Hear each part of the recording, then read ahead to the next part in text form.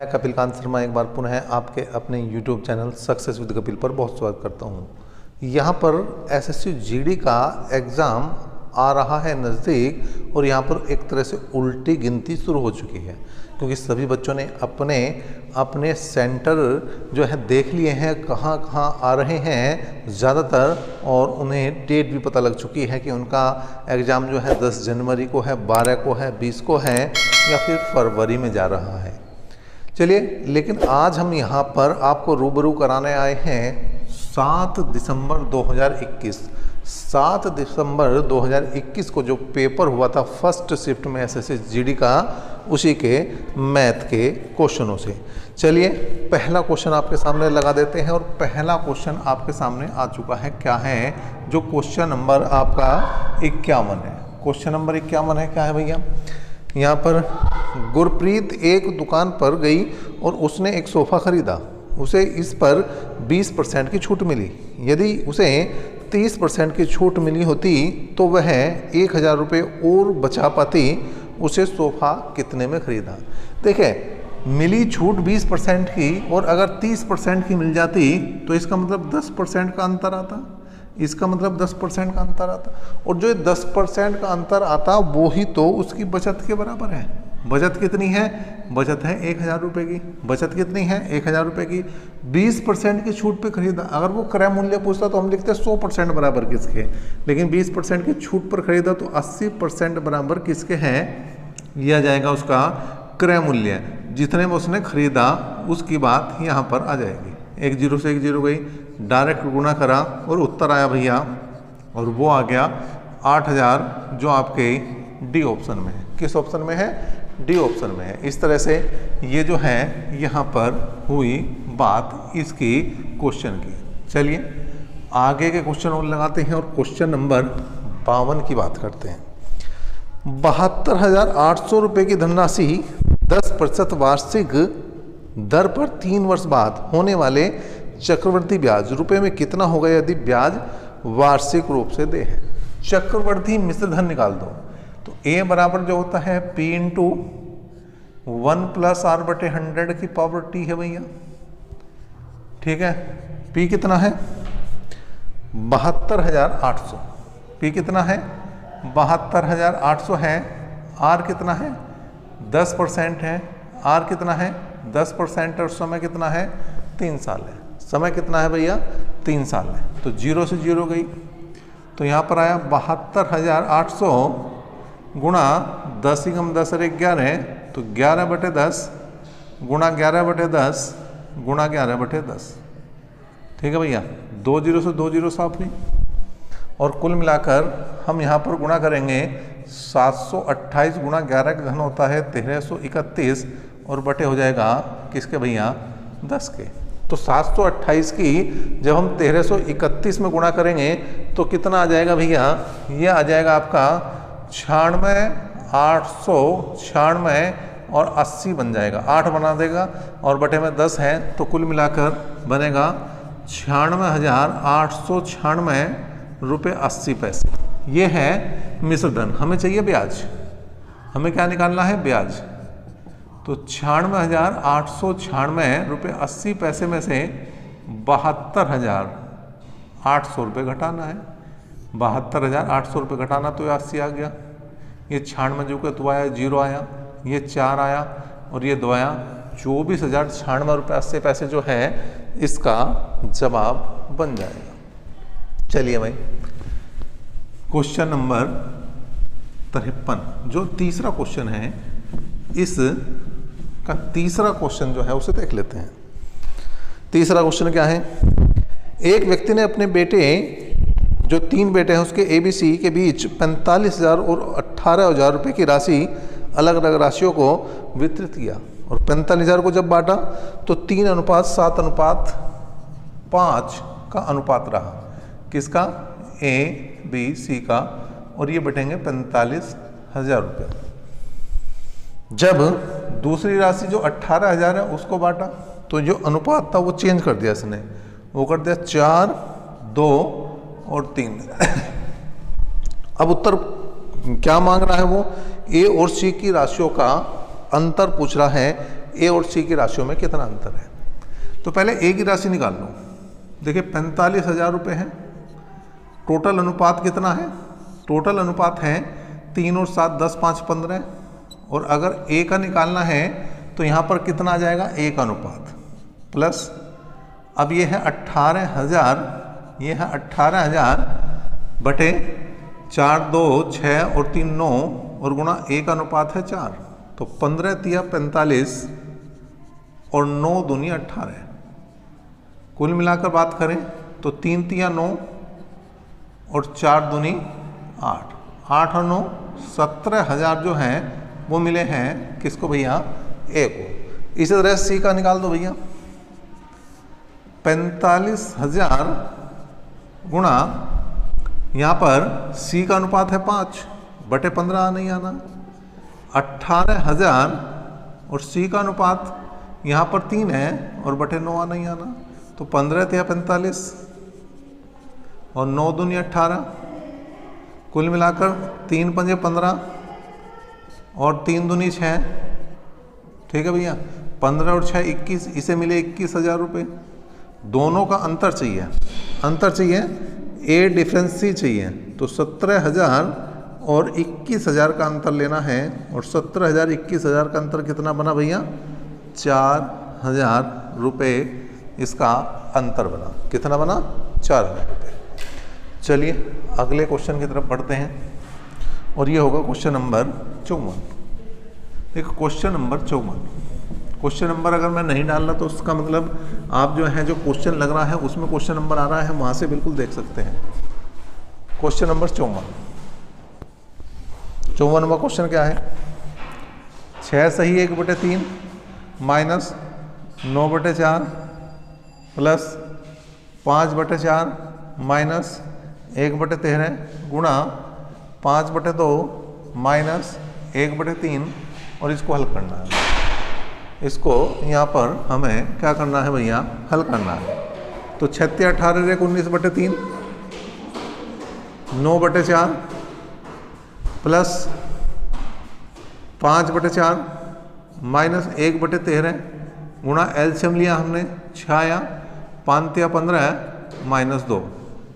ठीक है भैया, अब यहाँ पर हल करेंगे तो 19/3 माइनस 9/4 प्लस ये तो 5/4 ही बन जाएगा, ये होगा माइनस 13/13 गुणा 6 बना, 13 से 13 भी गया, ये आया 19/3 माइनस 9 और 5 14, 14/4 माइनस 1/6।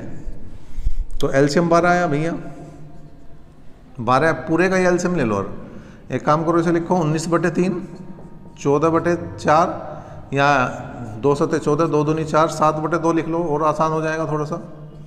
और यहाँ पर हो गया 1/6। तो एलसीएम कितना आया? 6 आ गया। 3 दूनी 6 19 दूनी 38, 2 तिया 6 7 तिया 21, 6 कम 6 तो 19 और 38 और 1 39, 39 में से 21 गए, 39 में से 21 गए 18/6 का मतलब आ गया 3। और 3 किस ऑप्शन में है आपके? 3 जो है वो चौथे ऑप्शन में है, मतलब डी ऑप्शन जो है इसका एक तरह से सही जवाब है क्वेश्चन नंबर 54 का। क्वेश्चन नंबर 54 का देख लेते हैं एक बार आपके लिए, बिल्कुल सही जवाब है। कई बार ऐसा होता है कि जो ये प्लस है ये भाग जो है होता है तो कई बार दिक्कत कर जाता है, मतलब मिस प्रिंटिंग हो या कुछ हो, तो ऐसे क्वेश्चन को चेक कर लेना ज़्यादा बेहतर स्थिति में होते हैं हम, अगर हम इन्हें चेक कर लेते हैं। चलिए अगला क्वेश्चन लगा देते हैं और ये है 55वां क्वेश्चन। 4 धनात्मक संख्याओं का अनुपात 5 8 12 और 18 है। 5 धनात्मक संख्याएं हैं 5 8 12 और 18 है और लेस है 2880। तो बड़ी और छोटी संख्या का अंतर बताना है। बड़ी और छोटी संख्या का जो अंतर है वो 13 है। अब 13 से कटने वाली संख्या देख लो, क्या 124 13 से कटती है? नहीं कटती भैया। क्या 104 कटती है? बिल्कुल कटती है। 13 8 104 हो सकता है। क्या जो है 114 कटती है? नहीं कटती भैया, इसे भी छोड़ दो। क्या 106 कटती है? नहीं कटती भैया, इसे भी छोड़ दो। तो इसका मतलब बिल्कुल क्लियर जवाब है आपका ना कुछ करना है और डायरेक्ट ऑप्शन से जो है उत्तर पर जाना है। चलिए भाई, अगला क्वेश्चन 56वां क्वेश्चन है और इस 56वें क्वेश्चन को भी देख लेते हैं क्या है। एक कक्षा में 60% विद्यार्थी लड़के और शेष लड़कियां हैं। यदि एक परीक्षा में 40% लड़के और 70% लड़कियां उत्तीर्ण हैं तो अनुत्तीर्ण लड़कियों की संख्या 42 है, तो अनुत्तीर्ण लड़कों की संख्या कितनी है ये बताना है। देखिए 100 अगर टोटल है तो उसका विद्यार्थी जो लड़के जो हैं, बॉयज जो हैं वो 60% है, 60 होगी, और जो गर्ल्स होगी वो कितनी होगी भैया 40। अब उसने कहा यदि 40% लड़के और 70% लड़कियां उत्तीर्ण हैं, 40% लड़के उत्तीर्ण हैं और 70% लड़कियां उत्तीर्ण हैं, तो अनुत्तीर्ण कितनी होगी 30%। अगर मैं 30 निकालूं तो इस हिसाब से 4 या 12% जो है वो लड़कियां हैं और 12% जो वो अनुत्तीर्ण है, और 12 बराबर किसके बनेगा भैया, ये 42 के बनेगा। अनुत्तीर्ण लड़कों की बात कर रहे हैं और लड़कों की अगर बात करें तो यहाँ पर लड़के हैं 40% पास, तो फेल हुए 60%, तो 6 छंग 36 की बात कर रहे हैं भैया। तो 36% बराबर किसके देख लेंगे, 12 या 36 और x बराबर 42 गुणा 3 126 बनेगा इसका आंसर। क्या बनेगा भैया, 126 बनेगा इस क्वेश्चन नंबर 56 का आंसर। चलिए क्वेश्चन नंबर 57। एक परिवार की मासिक आय और खर्च का अनुपात 14:11 है। आय और व्यय, आय और व्यय जो है वो 14:11 है। बचत जो है 13,500 है और यहाँ कितना हो रहा, यहाँ हो रहा 3 बराबर 13,500 के। आय पूछ रहा तो 14 बराबर किसके है, आय के 3 से काट दिया हमने 4500 आया, तो आय कितनी बनी 4500 गुणा 14 और 14 पंजे 70, 7 14 चौका 56, 56 और 7 63। इसका मतलब डी ऑप्शन जो है इसका, वो चौथा जो ऑप्शन है वो इस क्वेश्चन का सही जवाब बनेगा, जो क्वेश्चन नंबर 57 है। आंसर चेक कर देते हैं आपके लिए। 57वें क्वेश्चन का जो जवाब है वो क्या है, बिल्कुल सही जवाब है। अगला क्वेश्चन देखते हैं भैया, और ये आपके लिए क्वेश्चन जो है लगा दिया है 58वां क्वेश्चन है। किसी समकोण त्रिभुज की एक भुजा दूसरी की 3 गुनी है और कर्ण 8 सेंटीमीटर है। समकोण त्रिभुज में एक भुजा x है तो दूसरी 3x है, और कर्ण की बात कर रहा तो इसका मतलब इन दोनों भुजाओं के वर्गों का योग बराबर कर्ण के वर्ग के बराबर होगा। तो ये आ गया x², ये आ गया 3 3 9, x² बराबर 64, 10x² बराबर 64 के हैं, तो x² का मान कितना आ गया 64/10। हमें त्रिभुज का क्षेत्रफल चाहिए।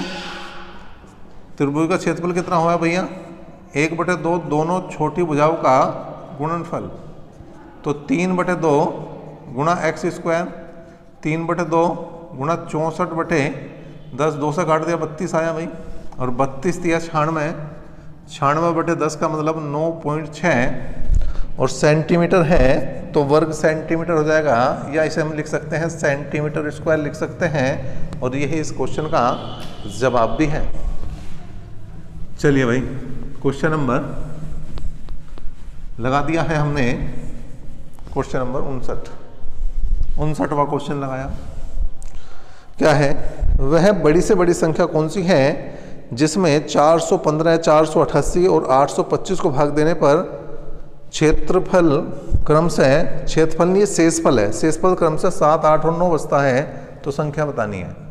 तो यहाँ आ गया भैया 415 में से 7 घटा दो, 408 बनेगा।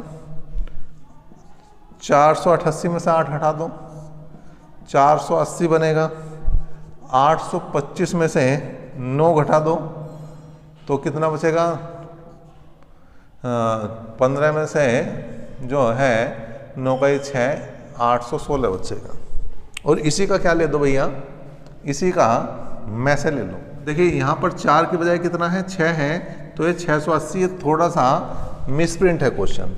तो अगर हम 408 के फैक्टर करेंगे तो आ जाएगा 2 दूनी 4 दूनी 8 या 24 की 17 में गुणा करेंगे 408 आ जाएगा।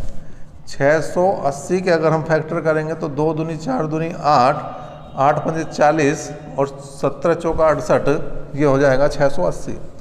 अगर हम 816 की बात करेंगे तो कितना आ जाएगा, 2 दूनी 4 दूनी 8 दूनी 16 या 48 गुणा 17 जो है वो कितना आ जाएगा भैया आपका, यही आ जाएगा 816। अब मैं से निकालना, निकाल दो, 2 सारों में आ रहा, ये 2 सारों में आ रहा, ये 2 सारों में आ रहा, तो 2 दूनी 4 दूनी 8 गुणा 17 सारों में आ रहा, तो ये भी ले लो, तो 17 8 136, 17 8 136, तो ये इस तरह से इसका ये जवाब बन जाएगा। दूसरा, आप भाग विधि से भी इस क्वेश्चन को कर सकते हो, कोई समस्या इसमें नहीं है। चलिए 60वां क्वेश्चन ले लेते हैं। क्या है 60वां क्वेश्चन, उसे भी देख लेते हैं। 60वां क्वेश्चन है, 5 संख्याएं ए बी सी डी और ई का औसत 150 है। पहली 3 संख्याएं ए बी और सी का औसत तो 130 है, तो डी और ई का औसत बताना है। देखिए अगर 60 की बात करें, A plus B plus C plus D plus E की बात करें तो 750 हो गया, क्योंकि 5 संख्याएं 5 से गुणा कर दो 150 की। ए प्लस बी प्लस सी की बात करें तो 3 की गुणा कर दो, 13 या 39, 390 हो गया। घटा दो जी, ये कैंसिल, ये कैंसिल, ये कैंसिल, तो डी प्लस ई जो है वो 0, ये बचा 6 और ये बचा 3। औसत चाहिए हमें, तो भाग कर देंगे भैया 360 को 2 से, 180 बनेगा, और जो आपके सी ऑप्शन में है। चलिए इससे आगे के बचे हुए क्वेश्चन अगली क्लास में लेते हैं। तंदुरुस्त रहें, मस्त रहें, ज़बरदस्त रहें और तैयारी को बिल्कुल सटीक रखें, क्योंकि अब उल्टी गिनती शुरू हो चुकी है, और उल्टी गिनती शुरू हो चुकी है तो इस नए साल में 2023 में हमें हर हाल में लक्ष्य को पाना है, लक्ष्य पर जाना है। धन्यवाद।